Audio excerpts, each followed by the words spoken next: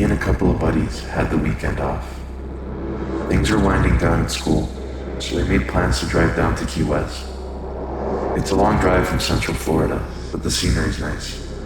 We spend the weekend doing typical Key West stuff, like fishing and hanging out at the beach. Everything's good. On the drive back up, we take turns driving. The first shift goes to Zach, who didn't get much sleep that night, but wanted to drive anyway. I take over driving when it gets dark.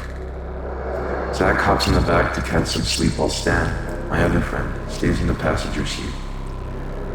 After driving for a few hours, I decide to pull over for some gas and food at this rundown, poorly lit gas station.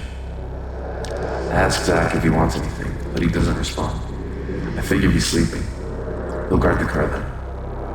I hop down with Stan and get some peach rings and lemonade.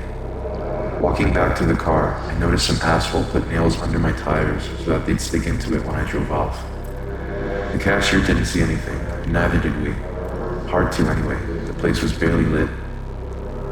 I throw out the nails and drive off, back on the road. 5 minutes or so later, I remember Zach is in the back seat when he catches my eye in the rear view. He'd put on his hoodie and closed up the hood, now sitting on the right side. I asked him if he saw anyone mess with the car when he got down. He doesn't say anything, just shakes his head. Then I made a snide comment about Sleeping Beauty and how he should have come with us when we got off about some deodorant. He smelled like trash. He wasn't the only one though. We skipped a shower that day after fishing. It's gotten really dark now. We've been driving down the sketchy road for a few minutes, with dense woods on both sides. In the distance, I can make out someone standing in the middle of the road. Zach leans forward a bit. It probably caught his eye too. I swerve around them. They don't move. Suddenly, I start to see figures in the trees on both sides, like an ambush. I floor it, and thank God I spotted the nails under the tires. I couldn't make out any other faces, just their shapes. It was too dark, and they were too far away from my headlights. About an hour goes by. Stan and I are both freaking out with only a few words spoken between each other. Zach is back asleep, not talking either. Shortly after, we see another car drive by with their lights on. As they pass, I look in my side mirror.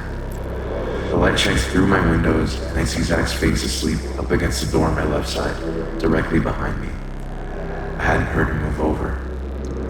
I look in the rear view and see the same hooded figure from before on the right side.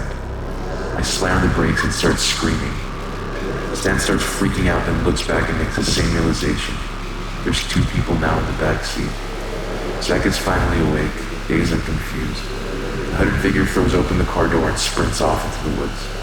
I hit the gas, all three of us screaming incoherently at each other. When we all calmed down a bit, Zach explained that he had woken up while we were at the gas station.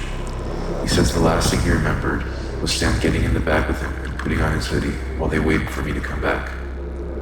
But it wasn't Stan. Some stranger had been sitting in our car for the past 2 hours, and we had no idea. It was mostly quiet on the way back. It's been months since then, but it still comes up every once in a while. Whenever it does, we laugh it off as a time we almost got ambushed and eaten by a pack of cannibals in Central Florida. The humor helps, but that night wasn't funny.